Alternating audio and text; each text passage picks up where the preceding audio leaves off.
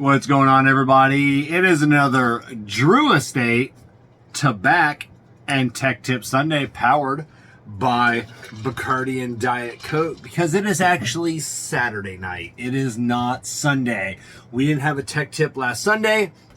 We were traveling back from Boynton Beach for the Great Smoke. We were down there for a few days.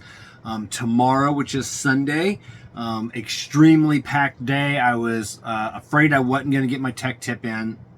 So I got home literally a half hour ago, grabbed something to eat, hopped in the shower, and today was a busy day and I wanted a sweet, sweet treat. So I'm like, let me just do my tech tip tonight with a Tabak Dulce. Oh, this is the delectable treat that I've been waiting for. Okay, today was crazy. We've talked about tire repairs in the past, and it really is something that I do want to bring up often. A lot of times, there are a lot of people that don't go through a lot of issues with their cars that need my advice on whatever it is I'm giving that advice on. Tire repairs, almost everybody is going to experience a nail, debris in your tire, something over the course of them driving their vehicles.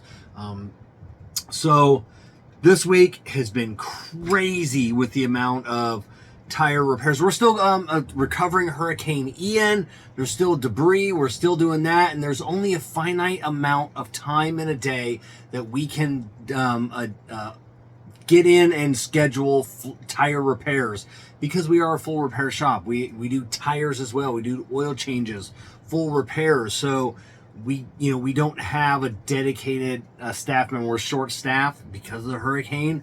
So there's really only maybe 5 to 6, 8 would be pushing it in a day.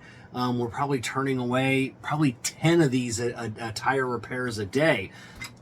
We always hear the same thing, oh, can you just do it real quick? Well, it's not real quick. It's something that takes time.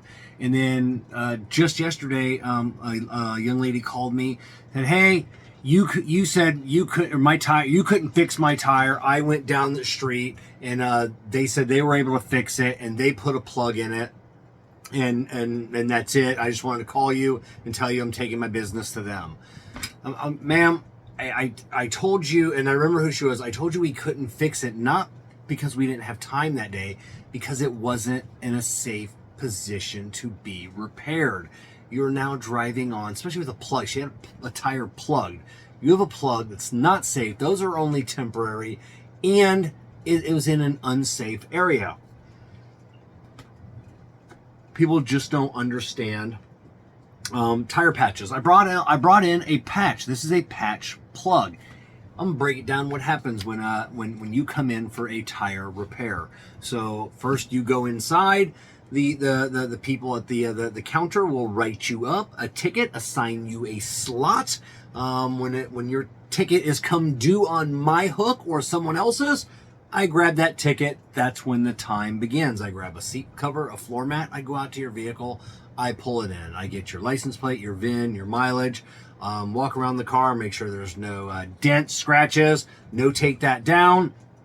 A lot of people ask for a courtesy check, so we check all the fluids. So I will pop the hood. We will check all the fluids, the oil, top off the washer fluid.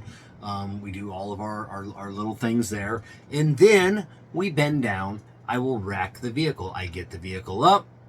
We get all the information on the tires every single time, your tread depth and your pressures. And then we inspect your tires to make sure all your tires are safe for the road, especially a lot of low-profile tires. We talked about this before. They need to be up in the air because you can't see the inside tread a lot of times.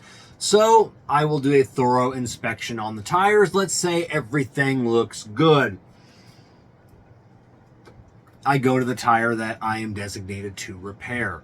I spin it, try and find the debris. Half the time it's not noticeable, so I will take the tire off. We'll spin it around. We got some soapy spray bottle, or we'll take it over to my dunk tank and then dunk it, rotating around and trying to find the source of the leak. So clock is ticking. We're probably, since I grabbed your ticket, We're probably already 8 minutes in. So there, I find the source of the leak. I pull it out of my dunk tank, I wipe off the soapy water, whatever, mark it with a circle, let the air out, and then remove the tire from the rim on my machine. And then I do a thorough inspection of the inside, the bead surface area, the rim itself. And then hopefully right away see what is leaking, pulling out the debris. If it's something sharp like a razor blade, we don't repair those. Those cracks and those splits can propagate. Those are unsafe repairs. Let's just say it is a nail, simplex roofing nail. Those are common we see. So I pull that out. I take my tire reamer, which is basically a round file. We don't use drill bits to drill out the hole. I can actually pull the steel and damage the tire. So we ream out the hole, and that files down any belts or any like little steel steel things that are in the tire. I forget what those are called. They're not belts, but like the little steel things. I do this for a living, and sometimes I can't find the words. So, and then I take my tire buffer, which is a brass bit on an air tool, and then we gently buff an area slightly larger than our patch.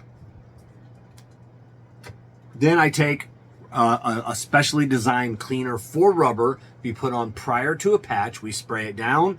We have the scraper where we scrape any loose debris, and we get that area clean. When that is thoroughly dry after 30 to 45 seconds, I will apply my specific tire patch glue, rubber cement, and then we will let that dry for 2 to 3 minutes, depending on how hot, humid, or cool it is outside. And then at that point, everything looks good. I had to grab the one, there we go. I will take this, I will split the paper, protecting the patch without touching the patch. And that's what it looks like. And then I will insert this into the tire, into the hole, and then with a pair of side cutters or pliers, pull it through the other end, making sure I don't pull too tight.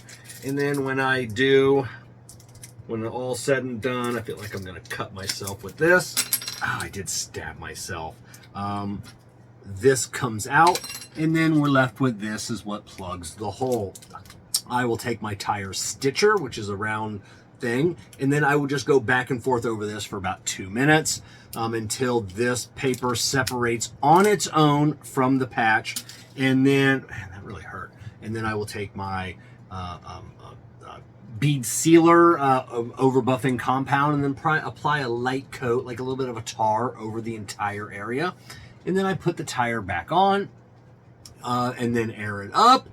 And then make sure spray it with some soapy water that the seal has taken, or the patch has taken, and it's not leaking anymore. I take it back over to the tire machine, balance the tire, take it back over to the car, run it down with my 55 foot-pound nut runner, lower the vehicle down, torque all the lug nuts. Then I go grab a coworker, hand him my lug wrench. He verifies the torque, and then he gives a second torque on those wheels to verify that wheel has been torqued. And then we remove your vehicle from my bay, and then you go to pay. All of that sounds like a lot. That is a lot. That can take upwards of 40 minutes. I'm pretty quick. As long as I can find the hole right away, that's still about a 30 to 35 minute procedure.